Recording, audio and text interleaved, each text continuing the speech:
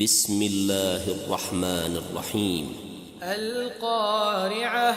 ما القارعة؟ وما أدراك ما القارعة؟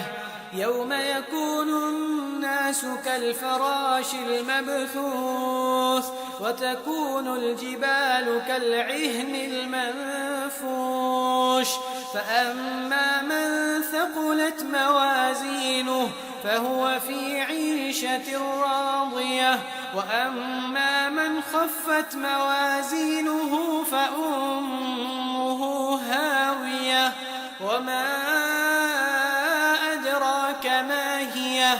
نار حامية.